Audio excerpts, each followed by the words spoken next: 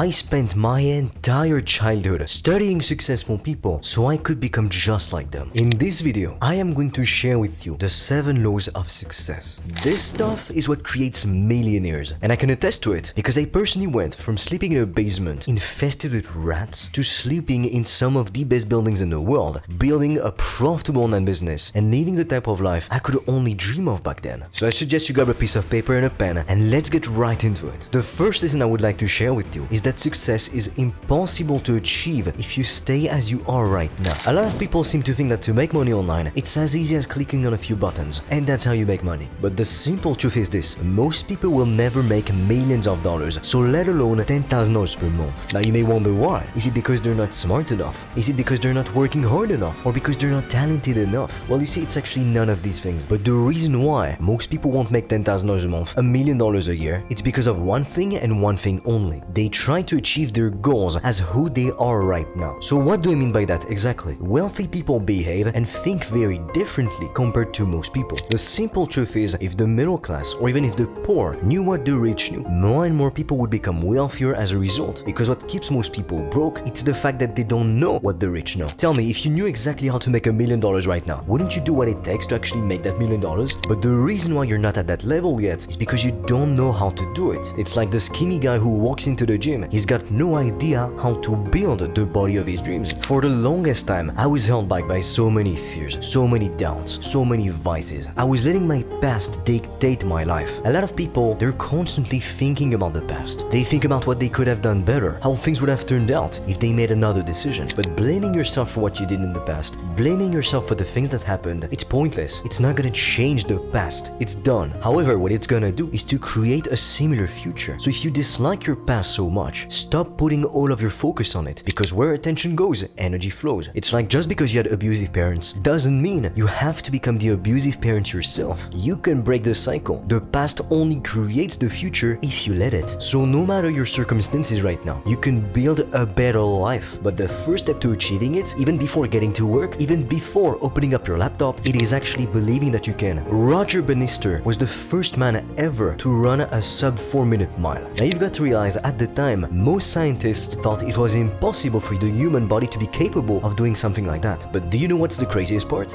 After Roger Bannister ran a sub 4-minute mile for the first time ever in human history, lots of high schoolers started to break the record as well. How come that's possible? How come all of a sudden lots of teenagers were able to do effortlessly what most scientists of the time considered physically impossible? Only one single thing changed: belief it could be achieved. The truth is, if you met me a couple years ago and you met me today, you would swear you just saw two different people. Sometimes it's funny because I look back, I don't even recognize myself. That's how much I've changed. I don't recognize that anxious, insecure guy who couldn't even leave his parents' house. Nowadays, I'm the complete opposite. So if you truly want to become wealthier, you want to go to the next level in life, you've got to be willing to let go of who you are currently. Because the version of you who's fit, the version of you who's successful, who makes a lot of money, the version of you who's got the love of his life by his side, guess what? He's very different to the version of yourself that you currently are. That's why you've got to be open to new ways of doing things. If you keep doing the same things you've been doing for months, for years, you will keep getting the same results. Nothing will change. And that's why personally, I never assume I know everything. I'm always open to learning from other people. The people who think they know everything there is to know, you look at their lives, it's like they're miserable. They want to make more money, they feel entitled to it because they've got a degree, but the market couldn't care less. That is not how the game works. Now, something that will truly determine if you succeed or if you fail, it's actually the person that you choose to share your life with. The right relationships will literally improve the quality of your life beyond what you thought was possible. But the opposite is also true. If you make the mistake of surrounding yourself with the wrong people, do you know what's gonna happen to you? You will fail miserably. None of your dreams will ever come true. I can't even tell you how many people I knew from high school. They had so much potential.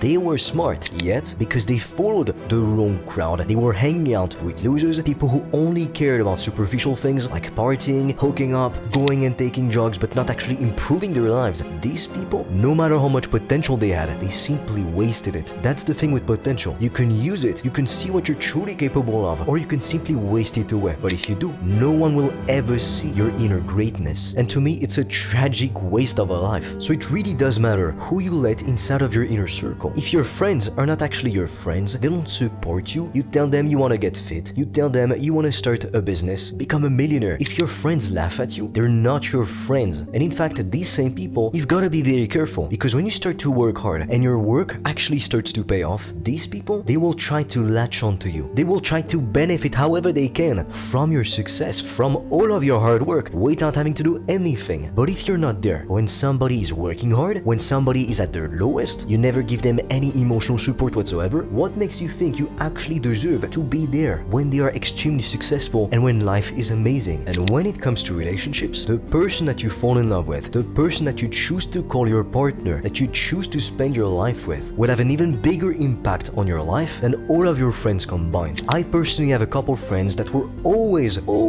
falling for toxic relationships. They would end up with toxic girlfriends, and when they were spending time with these girls, they would just do nothing productive. Smoke, take drugs, go and party, and they just had a very negative energy. They were complaining about things, laughing about people's goals, not the type of people that you really want to be around if you're a high achiever, if you want to achieve more in life. Now you've got to understand that the lone wolf dies alone. While you need to work extremely hard, harder than most people will ever be willing to work if you truly want to become successful, you want to join the top 1%, at the same time, you cannot become a complete outcast. Because one of the most valuable things that you can learn, it is actually social skills. And that's especially true in business. Business is all about people. If you understand human psychology, you will make millions of dollars, impact millions, even billions of people positively, that I have no doubt. Not to mention the fact that building better social skills will literally improve every aspect of your life. I often tell this story, but at some point I was so anxious because of all the things I had gone through when I was a kid, I couldn't even leave my parents' house. I was afraid of picking up the phone and just calling someone, a stranger. But growing up, I've always been extremely ambitious. I've always wanted to do big things to impact lots of people. So I knew I couldn't stay like this, anxious, socially awkward, and at the same time make my wildest dreams come true. I knew something needed to change, and that's why at some point I got sick and tired of my situation, and I started to force myself, regardless of how I felt, to get out of my comfort zone by doing one thing that scared me every single day. And doing this alone changed my life. I can tell you, if I hadn't done that a couple years ago, I would not be speaking to you right now. I wouldn't be making this video. To be completely honest, I don't even know if I would still be alive. And even as an introvert, I understood I needed to learn to build better social skills to communicate with others, because we live in a collective society and we are always in contact with other people. If you want to build a great business, at some point you will need to build a team. And if you have terrible social skills, you can't even handle your team, your business will very quickly go bankrupt. Now in my opinion, the best way to improve your social skills, it's actually to go to the gym. I'm never gonna tell you like those pick-up artists, oh, go talk to someone in the street, ask a girl for her number. And sure, if you did that enough times, at some point you wouldn't feel scared, you wouldn't feel afraid of rejection anymore, because you'll get rejected many times, believe me. But when you're truly socially anxious, you can't even do that. If you can't even pick up the phone and make a call, how could you go and talk to strangers in the street? And honestly, if you just randomly go up to someone, they might think you're trying to steal something from them, trying to scam them in a way. They're not gonna trust you. And who knows, they might even be on their way to an important meeting, to an appointment. They don't really have time to speak to someone. Whereas if you go to the gym, you can simply ask someone what workout they're following today, how many sets they have left on that machine. I've been to countries where I don't even speak the language, but at the gym, I could still kind of build a friendship with people because we share the same goal. We are in the same atmosphere. So don't make the mistake of being the lone wolf, because if you do, you will die alone. Now if you truly want to become wealthy, beyond your craziest dreams, you could have so much money, you wouldn't even be able to spend it all. You need to make it your mission to bring as much value as possible to other people. Tell me, would you go and give someone $10,000 for no reason? Of course not, you wouldn't, unless they're pointing a gun to your head. But that same logic can be applied the other way around. You're not gonna make any money, you won't get paid unless you provide value to other people. And you can do that in many different ways. To give you an example, let's say you're a teen, you go mow people's lawn. You will get paid in exchange because you provided some value to the homeowner. Maybe they don't want to do it themselves, they don't have the time, it's an annoyance. You take care of that for them, and in exchange, you get paid. It's not just about mowing the lawn. When you buy a car, you buy being able to go from point A to point B comfortably and faster than if you had to take the bus or even walk there. If you buy a supercar, a Ferrari, you buy not only that, but you also buy the status, the power, the feeling of greatness, and you also buy a piece of art. So no one is ever gonna give you $10,000 or $1 million or even a single cent unless you give them something that they want in exchange. So you not only need to bring value to people, but then you need to bring value to as many people as possible. Now some businesses, they only serve a handful of customers and yet they make millions or even billions of dollars. Think about Ferrari. They don't sell to to 10,000 people every day in, let's say, America. However, their customers are extremely wealthy, and so the average transaction price per customer, it's also very high, and that's how they make billions of dollars. While on the other side of the spectrum, you have a brand like Toyota. They target most people. Their prices are a lot lower, but more people can afford these cars, and so they still make billions of dollars either way. So you can choose to serve a lot of people for a very cheap price and make a lot of money, or you can go down the opposite route, charge high ticket prices and have fewer customers. Both have their pros and their cons. Now, it is impossible to become successful unless you pick the right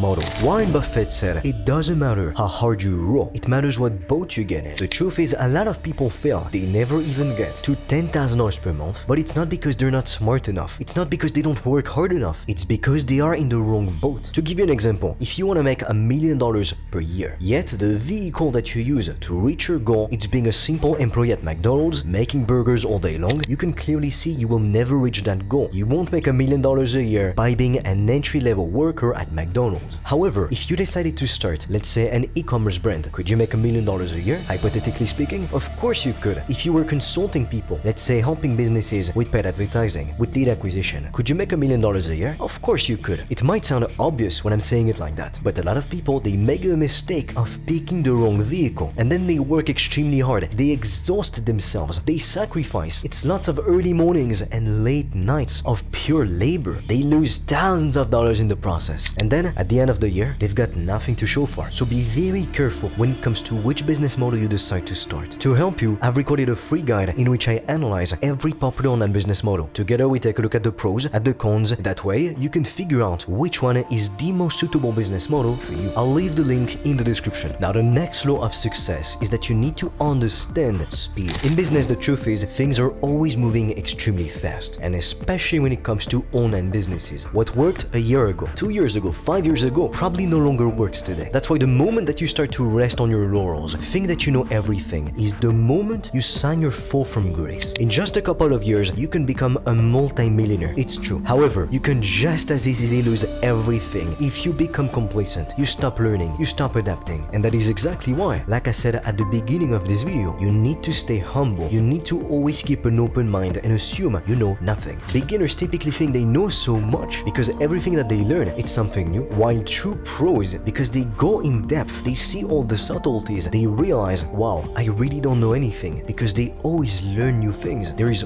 always more to learn. You know what they say, mastery takes a lifetime. And in fact, I would go as far as saying true mastery can never be achieved. It's like perfection, it's a myth, it's an ongoing process. That's why you need to fail forward fast. Try new things. If they work, great, do more of them. If it doesn't work out the way that you wanted, do less of them. Try different things. At the end of the day, in business or in anything else in life, that is how you learn, that is how you make progress. But if you're too slow to adapt, to make changes, guess what? The competition will. And a lot of the time in business, if you want to make millions, dozens of millions of dollars, you need to be at the right place at the right time. Because when it comes to becoming successful, to getting to $10,000 a month, to $100,000 a month, even $1 million per month, you need to work hard for sure. And you also need to use the right vehicle that could actually lead you to reaching that goal, to making that amount of money. But at the same time, you need to wait to become successful. That part of the equation, it's not within your control. You don't decide when you get successful. It's just at some point, when you've been working hard enough, doing the right thing for long enough, you get quote-unquote lucky. But luck is simply when opportunity meets preparation. For some people, they might sign their first customer within a week of starting their service-based business, while for others, it might take 3 months to get a customer. But so what? What's your other option? If you truly want to be free,